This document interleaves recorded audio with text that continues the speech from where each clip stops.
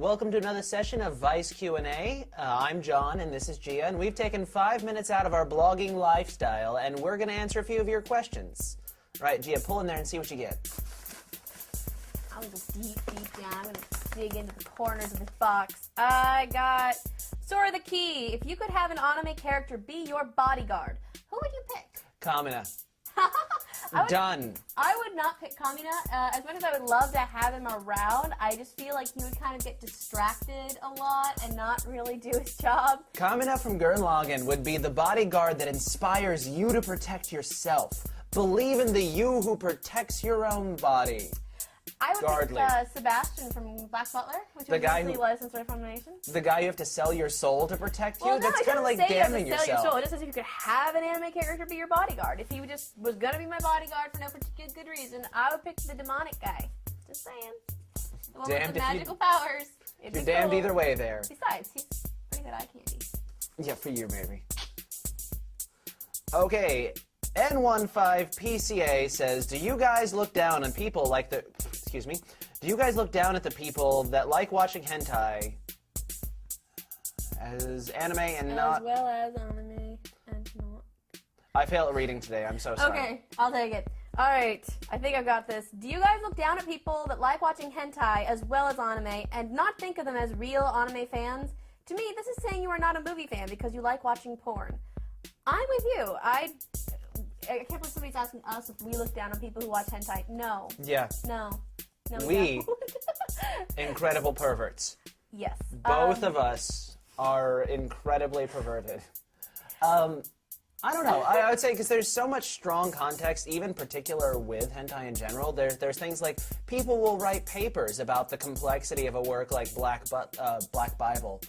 Black Butler. Black Butler too, maybe. But Black Bible Black, actually. Yeah, no, I don't think less of anyone who watches hentai and don't consider them any less of an anime fan. And if you watch hentai, you probably watch other anime as well. Well, I do think that there are people who like watching hentai or reading hentai manga who aren't necessarily anime fans, especially if it's something really well known. You know, just like how people, if you look it up, you can find porn of pretty much any American cartoon that you loved in your childhood. I hold that differently. There. I'm sorry. There is a different category for me from watching My Horny Stepmother 5 and searching up Flintstones hentai.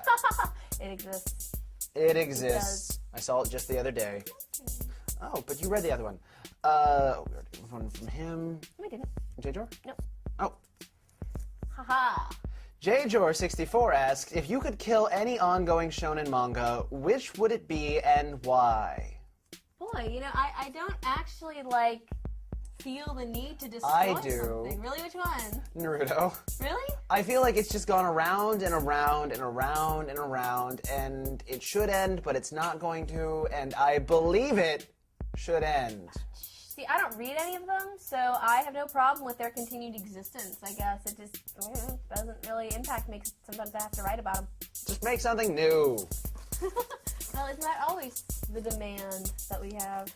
Make new things. Crusader8463 asked, what's your opinion on anime worlds that have animal people in them? Do you prefer to just have people and monsters, like, say, Claymore, or ones where people and animal people coexist, like Dragon Ball, Dragon Ball Z, and GT? Coexisting is awesome. Like, that was also a big point in Princess Tutu, and I remember Godland talked about this pretty specifically, how in Tutu, they expressly don't explain why their teacher is a cat. Their ballerina teacher is a cat.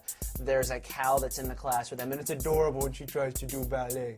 But I feel like drawing the line between that reality also just helps embellish on the richness of it. For me, that's like any other kind of theme or motif. It's just something that you can do in an anime. If you do it well, it's awesome, and if you do it poorly, then it sucks. I mean, it would be like, you know, having blondes in anime. Like, I don't dislike blondes in anime. I think if everybody in your show is blonde, that kind of blows. So. And they should end every sentence by saying Kuma or Bear. Okay. Kuma! Bear! I just watched Sands of Destructions. Untitled. Ah, no, you did two in a row. Ah! Oh, this is a long one. Okay.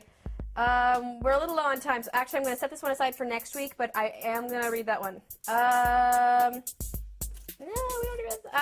Lon wants to know what our favorite anime stage musical is. I'm going to go with Professor Layton because there is an anime movie coming out, so I can say that.